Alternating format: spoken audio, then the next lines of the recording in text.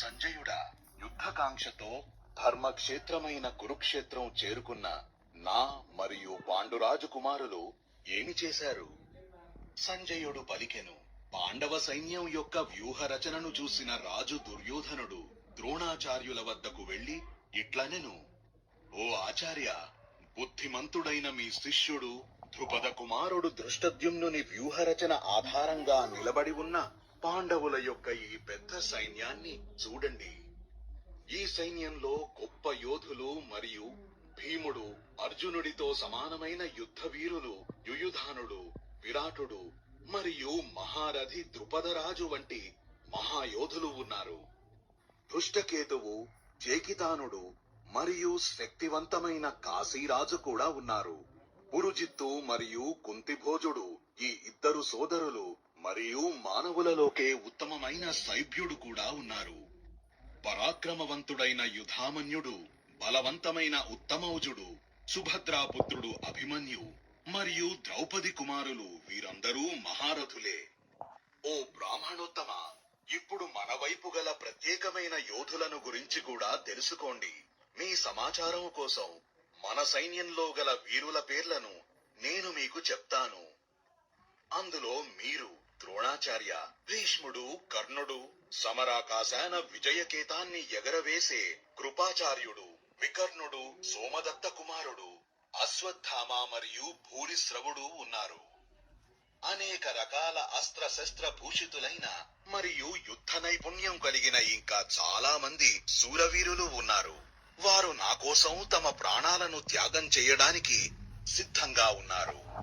భీష్ముడి చేత రక్షించబడే మన సైన్యం అపరిమితమైనది, కానీ భీమునిచే రక్షించబడే వారి సైన్యం మాత్రం పరిమితముగానే ఉన్నది.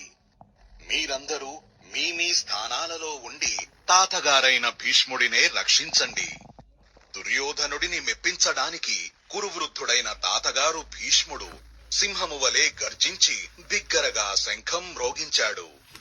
అనంతరం శంఖాలు, ఢాకాలు, డోళ్లు, మృదంగాలు మరియు కొమ్మువాద్యాలు మొదలైనవన్నీ ఒక్కసారిగా మ్రోగిపోయాయి. దానితో అక్కడ ఒక భయంకరమైన శబ్దం ఏర్పడింది. ఆ తరువాత తెల్లటి గుర్రాలతో కూర్చిన మహారథంలో కూర్చుని శ్రీకృష్ణుడు మరియు పాండుపుత్రుడు అర్జునుడు దివ్య శంఖాలను చాలా బిగ్గరగా మ్రోగించారు. అంతర్యామి శ్రీకృష్ణుడు పాంచజన్యమనే శంఖాన్ని పూరించాడు. అర్జునుడు దేవదత్తమనే శంఖాన్ని మరియు భయంకరమైన కార్యాలను వనర్చే వృకోదరుడు భీముడు పౌండ్రకమనే మహాశంఖాన్ని పూరించాడు. కుంతీపుత్రుడైన ధర్మరాజు అనంత విజయం అనే శంఖాన్ని పూరించాడు. నకులుడు మరియు సహదేవుడు వరుసగా సఘోష మరియు మణిపుష్పకాలనే శంఖాలను ఊదారు. మహాధనుర్ధారి అయిన కాశీరాజు, మహారథి శిఖండి, ధృష్టద్యుమ్నుడు, విరాటుడు మరియు అజేయుడైన సాత్యకి, ఓ రాజా, ధ్రుపదరాజు, ద్రౌపది కుమారుడు, సుభద్రా కుమారుడైన మహాబాహు అభిమన్యుడు ప్రతి ఒక్కరూ తమ తమ శంఖాలను విడివిడిగా పూరించారు. శంఖాల యొక్క ఆ భయంకరమైన ధ్వని భూమ్యాకాశాలలో ప్రతిధ్వనిస్తూ ధృతరాష్ట్రపుత్రుల హృదయాలను బద్దలు కొట్టింది. ఓ రాజా, ఇలా ఒక పక్కన ఆయుధ ప్రయోగానికి సన్నాహాలు జరుగుతూ ఉన్నాయి. అదే సమయంలో కపిధ్వజుడైన పాండుపుత్రుడు అర్జునుడు విల్లును ఎత్తి శ్రీకృష్ణుడితో పలికెను. అర్జునుడు ఇలా అనెను.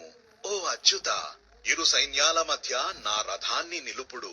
తద్వారా యుద్ధ సంకల్పంతో నిలబడిన వారందరినీ చూచి ఈ యుద్ధంలో నేను ఎవరితో పోరాడాలి అనేది గమనించగలను. దుర్బుద్ధి కలిగిన ధృతరాష్ట్ర కుమారుడు దుర్యోధనుని హితాన్ని కోరి యుద్ధానికి వచ్చిన రాజులను నేను చూడాలనుకుంటున్నాను. సంజయుడు పలికెను. ఓ భారతమా, అర్జునుడు ఇలా పలకడంతో శ్రీకృష్ణుడు తన రథాన్ని ఇరు సైన్యాల మధ్యకు తీసుకువచ్చి నిలిపాడు. భీష్ముడు, ద్రోణుడు మరియు పృథ్వీపతులందరూ ఎదురుగా నిలబడడం చూసి శ్రీకృష్ణుడు ఇలా అనెను. ఓ పార్థ, ఇక్కడ సమావేశమైన కౌరవులను చూడుము. అర్జునుడు అక్కడ ఉన్న ఇరు సైన్యాలలో నిలబడి ఉన్న తన తండ్రి యొక్క సోదరులు, తాతలు, గురువులు, మేనమామలు, సోదరులు, కుమారులు, మనుమలు, స్నేహితుల వైపు చూశాడు. ఇరు సైన్యాలలో కూడా మామయ్యలు మరియు శ్రేయోభిలాషులను చూశాడు. అక్కడ ఉన్న బంధువులందరినీ చూసి అతని హృదయం కరుణతో నిండిపోయింది. అప్పుడతడు విషణ్ణ వదనంతో ఇలా పలికెను: యుద్ధం కోరి యుద్ధరంగంలో నిలబడిన నా వారిని చూచి నా అవయవాలు శిథిలమవుతున్నాయి. నా నోరు కూడా ఎండిపోతోంది. ఇంకా నా శరీరం వణుకుతోంది. ఒళ్ళు గగురు పొడుస్తోంది. నా శరీరం మీద వెంట్రుకలు నిక్కబొడుచుకుంటున్నాయి. గాంధీవం నా చేతిలో నిలబటం లేదు. చర్మం కాలిపోతోంది. నా మనస్సు భ్రమిస్తోంది. నేను నిలబడలేకుండా ఉన్నాను. ఓ కేశవ, నాకు ఇందులో ఏదో అపశకునము కనిపిస్తోంది. మరియు యుద్ధంలో స్వజనులను చంపడం వలన కలిగే మేలు కూడా ఏమీ కనిపించడం లేదు. ఓ కృష్ణ, నేను విజయం కోరను. నాకు రాజ్యము వద్దు. దీని వలన వచ్చే భోగాలు వద్దు. ఓ గోవింద, అటువంటి రాజ్యంతో లేదా అలాంటి భోగాలతో జీవించి ప్రయోజనం ఏమిటి?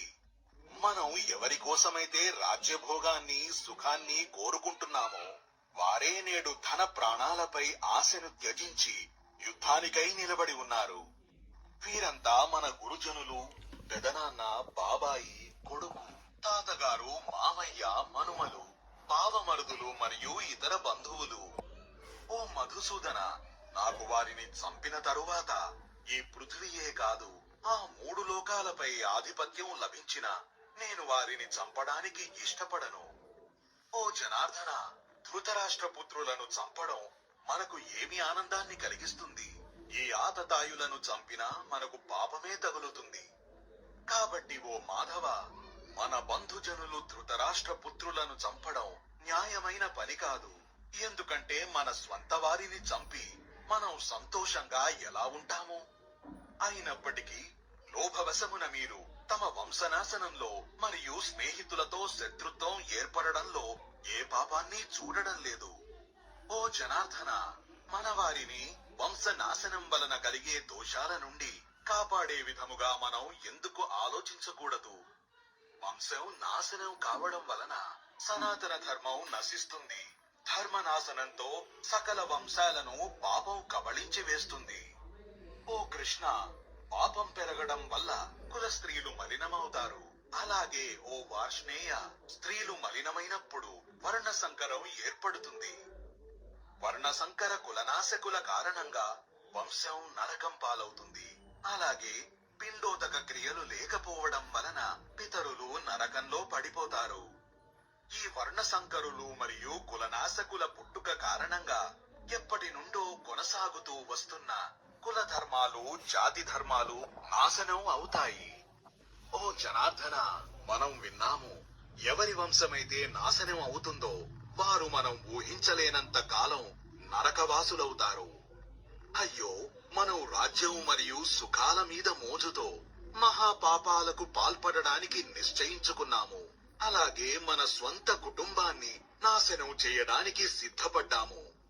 ఒకవేళ ధృతరాష్ట్ర పుత్రులు నా వంటి నిరాయుధుణ్ణి యుద్ధంలో చంపినా అది నాకు మేలు కలిగించేదే అవుతుంది.